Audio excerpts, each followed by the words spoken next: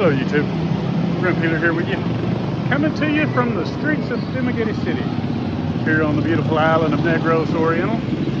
Figured I'd give y'all a little walk down the Real Dumaguete today.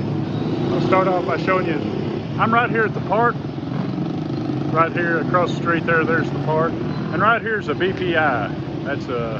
That's one of the bank branches here in Dumaguete City. I believe the two I know is BPI and China Bank. You can get up to 20,000 pesos in one whack. So, you know, they're going to charge you the ATM fees and that kind of stuff, but it's only one charge and you can get double your money. Most ATMs just let you get 10,000 pesos. So keep that in mind. Well, I'll walk you down here and show you the hustle and bustle of the streets of Dumaguete. I just went into the Ali Plaza. It's like a 4 or 5 story mall. I believe that's it right there. But there's all kinds of malls. Here's a mall too. But yeah, wound up buying me a t-shirt. Just because some chick called me a handsome man. So gets me every time, folks. I bought a t-shirt. I needed the t-shirt anyway, so. But here's Greenwich, a little eating joint. They got pizza and that kind of stuff.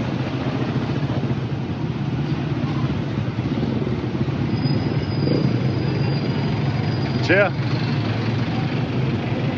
this is the Real Dumaguete, folks. This is this gives you a look at the sidewalks or lack thereof. There's a little bit of sidewalk here, which is Dumaguete's not known for its sidewalks, I'll just put it that way. Get you fresh fruit there. Vegetables. There's a Robinson's Market. Robinson Supermarket anyway.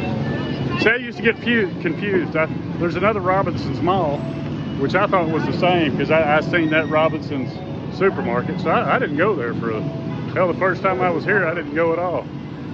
And I finally went, and that's where your main mall is, the nicer mall, the supermarkets. You got your Dunkin' Donuts, you got your Chow King over here, McDonald's, Jollibee. Philippines is known for Jollibee. It's their fast food version of McDonald's, I guess you'd say.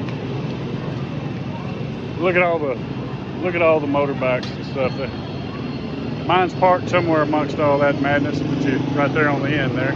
But you just pull over, park kind of like this old gal's doing, and there's a parking attendant. He'll just grab your bike, put it where he wants it, and then when you get back, you give him 5 or 10 pesos and call her good.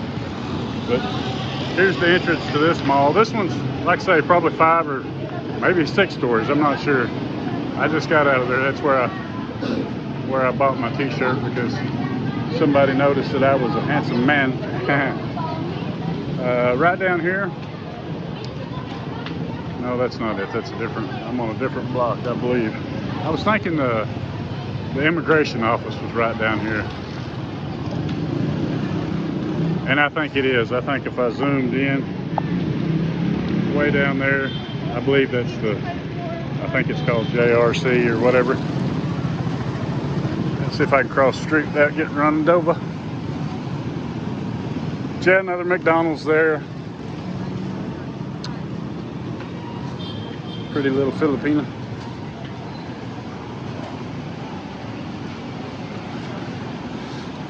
But these are the streets of Dumaguete, folks. You can get pretty much anything you need. And it's all right here close to the square. You're about a block or 2 from the boulevard. So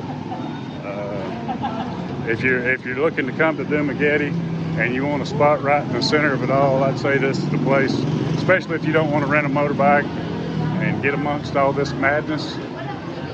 Got your cell phone shops, got your another little walk-through mall. This is the place that I found them. You can get like 3 pair of Nikes for 1,000 pesos, which is right at 20 USD. As you can see down the road, there's the, see if I can zoom in. There's the ocean. But it stays pretty hectic down here all day. May try to cross the street here. Oh, it's slow. And this is another deal. You just got to kind of go for it.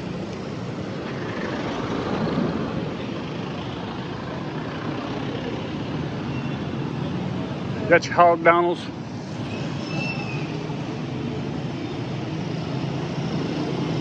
So yeah, I come to town, just kind of bored there at Valencia, and was gonna find a new spot to eat. But I thought I'd come down here to the Lee Plaza, Super Plaza. See, that's it right there. Better look at it. And go check it out. So that's what I did. I guess we're right in the middle of going back to school. I think they've already started school. I'm not sure. Here in the Philippines, if it's too hot, they just go half a day. So I think that's what's going on now. Either that or seeing how they're just now getting started, they may have just went half a day. But I've seen lots of school kids around. There's another one of those BPI banks. Try to zoom in for you. But any of those ATM machines or the China bank ones, they'll give you 20,000 pesos, and that just saves you. That saves your fees for. You know, they only hit you once and you get twice your money. So I've got the Charles Schwab account, which pays all my ATM fees back, but it only pays it back once a month. So still handy to, because 10,000 pesos is only like 180 bucks. So I always try to get out 20, and you'll still run into the typical Philippines, you know, out of cash, out of service, stuff like that. So I always try to, even if you don't carry it on you, keep it at the house. I always try to have at least 10,000 pesos cash at the house, just in case anything pops up, just in case there is no power. You know, Philippines is known for brownouts, and let me get somewhere that ain't quite so loud. But yeah, you don't want to be stuck somewhere and not be able to get to your cash. And that includes, you know, just your typical ATMs not working, out of money, brownouts, you name it. You want to have cash on you, because in the Philippines, cash is king. That's what they go by. I've also got the Gcash. I don't have it linked to my bank, but I've got Gcash, and I try to keep a few thousand in it. And when you say a few thousand, I'm talking, you know, $50, just for emergencies. Because most places in the Philippines, they do take Gcash. You just swipe your phone or do it that way. That way you're not using your ATM card from back in the States. And you don't have to carry cash, because when I first got here, I run into that. I think it was in Vietnam, somebody got a hold of my information on my card, on my debit card, and hell, they'd racked up $1,500 worth of shit. Thankfully, my bank covered it, but still, you don't want them to drain you, and you sitting here. It took like 2 weeks for me to get my money back. So keep that in mind. Use your ATMs to get cash. Don't swipe it at all these stores. The least amount of times you use that card, the least amount of time, or the opportunities that your information has to be stolen. So that's just you can take it or leave it. But that's what I try to do. Like I say, I just use the ATM card, get my cash, and I usually just deal with cash. But if I go to like Lee Plaza or one of the bigger stores or malls or City Mart, City Mall or Hypermart, some of the bigger establishments, I'll swipe a credit card. I don't swipe my ATM card, because they taught me the lesson. I learned that the hard way, and I think they got mine on either Agoda, or I sent some money through MetaPay on Facebook. I sent some money to somebody, and it could have happened that way. But really, that's the only two places I was using my ATM card, and my information still got stolen. So it's always best to be safe than sorry. Sometimes you get in a pickle, you got to use it, but like I say, I try not to. Anyway, I'm gonna see if he can't dig out my bike. I think it's right there on the end, and then I'm gonna get some air. It's hot, stuffy, humid here, so I'm sweating. So I'm gonna get on out of here, and I'll catch y'all in a bit.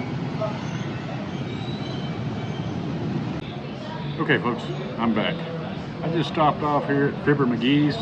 It's a little kind of a beer joint, Irish pub type place that you can get. They've got all day breakfast. They've got a pretty good menu. I haven't ate here, but I've drove by this place 1,000 times, and every time I say I'm going to stop that, because it's pretty good. It's pretty cool little atmosphere, and you can tell it from the streets. We're up here on the second level. You can look behind me. You can see everything going by. Just a pretty cool atmosphere, and you can see from the street that this is probably a pretty good spot. Give you a little 360 view here. Got your big screen. You can watch the games and stuff. Or you can just sit here and watch traffic go by. Pretty good spot to chill. I'm having me a Coke Zero and checking out the menu for the first time. But I think I'm gonna head down the road, enjoy this Coke Zero, and I'm gonna head to another place, get me a little bacon and eggs. Trying to watch my figure. Hell, when I was going on that two week little vacation, hell, I gained like 6 kilos. So I've already got it off, but I figure I've got about 10 more of them to lose till I get to where I need to be. So I get to doing good, then fall off the wagon. But yeah, I just thought I'd show y'all the little atmosphere here at Fibber McGee's. Pretty good little hangout. Looks to me like, especially if you're a beer drinker. If I was a beer drinker, that's where I'd be. Like I say, it's got these bar stools and stuff. You can sit outside right there on the street. Get you a nice view of the cars going by and that kind of stuff. So I've been in Dumaguete for quite a while now, folks, and I'm still finding new places. And when they tell you to use the expats, help you out, don't come over here and try to do it on your own. I've been over here for, like I say, about 6 months this time, minus a little stint in Vietnam. And you can learn something every day if you just will. I'm more of a loner. I don't hang around with a lot of expats and stuff. But every time I have, they've been nothing but great. They always give me good advice, good information. Simon from Speaking of Asia, he invited me to like a music quiz. So I went to that last Thursday, and looking forward to going to that again. Just meeting more expats, meeting more people. Because like I say, I've been here 6 months, and I really, I got my own little zone, got my own little bubble. And I really didn't meet anybody, so I'm going to try to change that. I have hell meeting people because my anxiety gets to them out of control, out of whack. I just stay to myself. But I'm trying to get out of that habit, meet more people, because there's tons of awesome Filipinos, Filipinas, expats. I haven't met any assholes over here, folks. I really need to be using the network more. You can learn a lot from these guys. I was talking to a guy yesterday, and we just discussed. I just broke down and said, "Hey, where do you go to eat? Where's your favorite restaurants?" And he gave me a whole list of places I've never been. So I'm going to be on a mission the next few days, next week or so, to check some of these places out. I've still got my go-to places, but I don't want to wear them out. I don't want to eat there and hang out there until I just get tired of it. I like to go, but I usually like to go solo. Not that I like to go solo, just like I say, my anxiety and shit, it's just out of whack.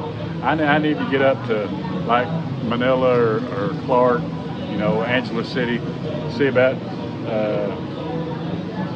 getting my shit straightened out or whatever. I can use the VA hospitals and stuff like that. But I probably need to do that. It's just another one of them things you just keep putting off. But I have been stressed here lately. The just anxiety and just not wanting to get out. So I know I got to change that. Meet new people more. The more people you meet, you know. And I'm not talking about just to hang out with every day. I'm just talking about just to, you need to be around people. And like I say, I hadn't been too good at doing that lately, so I'm gonna try to work on that. But yeah, this is Fibber McGee's. There's lots of new places I hadn't tried yet. By the time you think you know everything, well, it's good that you don't, because just expats are a pretty good tool. Use them. Is all I'm trying to say.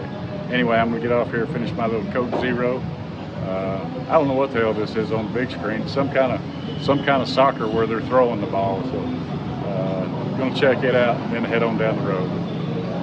Appreciate y'all coming with me, watching these videos. I know that was a loud video and the sound wasn't very good, but I wanted to give you a street view of what goes on down in Dumaguete City, and maybe one of these days I'll show you like the fish markets and stuff like that. But I really don't have the stomach for that. I don't like the smell of raw fish and that kind of stuff. But I'll try to tough it out one of these days. Give y'all a little